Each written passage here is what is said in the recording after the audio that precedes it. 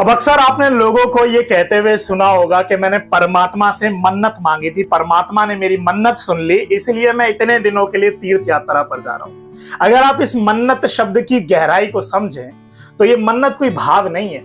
ये मन्नत केवल वो लालच है जो अमीर भक्तों के द्वारा परमात्मा को एक सौदे के रूप में दिया जाता है और ये कहा जाता है कि तू अगर मेरी सुन लेगा तो बदले में मैं तेरे दरबार में सोने का मुकुट चढ़ा दूंगा, 11 दिन का भंडारा करवाऊंगा, पैदल चल के आऊंगा। ये साहब मन्नत है। क्योंकि जो अमीर लोग होते हैं वो हमेशा पैसे के दम पर चीजें पाने की कोशिश करते हैं।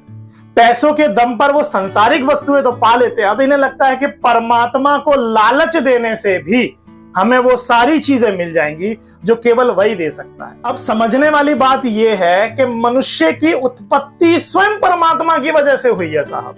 अगर परमात्मा नहीं चाहते तो हम संसार में नहीं आते, और हम परमात्मा को लालच दे रहे हैं, मेरा काम बनवा दे तो मैं बदले में ये दे दूंगा साहब। दूसरी चीज ये है कि बंदा परमात्मा को लालच दे रहा है मानो वो परमात्मा से बड़ा हो साहब। कितना चिंता का विषय देखिए, बंदा परमात्मा को लालच दे रहा है मानो वो परमात्मा से बड़ा हो साहब। अगर आप कोई भी शास्त्र उठा के पढ़ें, श्रीमद् भगवत कथा उठा के पढ़िए, राम कथा उठा के पढ़िए, परमात्मा ने सबसे ज्यादा सबसे पहले जो कृपा करी है वो निम्न लोगों पे कृपा की है साहब, निम्न मध्यम वर्गीय लोगों पे कृपा करी है। यहां पर मैं निम्न की बात क्यों कर रहा हूं साहब, यहां पर समझने की बात यह है, हम अक्सर लालच किसको देते हैं? हम लालच हमेशा निम्न लोगों को देने की कोशिश करते हैं। मनुष्य जो लालच देगा ना, वो अपने से छोटे लोगों को लालच देगा कि मेरा ये काम करवा दे, मैं बदले में ये दे दूंगा जा तुझे, क्योंकि अपने से बड़े को हम लालच नहीं दे सकते।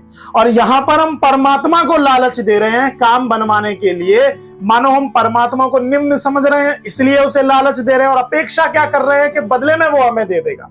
इसलिए आप शास्त्र उठा के देखिए, श्रीमद् भगवत कथा उठा के देखिए, राम कथा उठा के देखिए, सबसे पहले निम्नों पर कृपा करी है परमात्मा ने, निम्न लोगों पर। अब आप बोलोगे राजाओं पे कृपा नहीं की, राजाओं पे कृपा की है, परंतु सबसे पहले उन्हें शून्य बना दिया। सबसे पहले उनका राजपाट, उनसे राजपाट से अलग कर दिया, उनसे कहा कि जब तक तुम माया में जकड़े रहोगे मैं तुम तक नहीं मिलने वाला। आप राजा भरतहरि का उदाहरण ले लीजिए, राजा बलि का उदाहरण ले लीजिए, राजा परीक्षित का उदाहरण ले लीजिए, रावण का उदाहरण ले लीजिए। सबसे पहले कहा कि तुम भक्ति करो, विनम्र बनो, तब मेरी कृपा मिलेगी।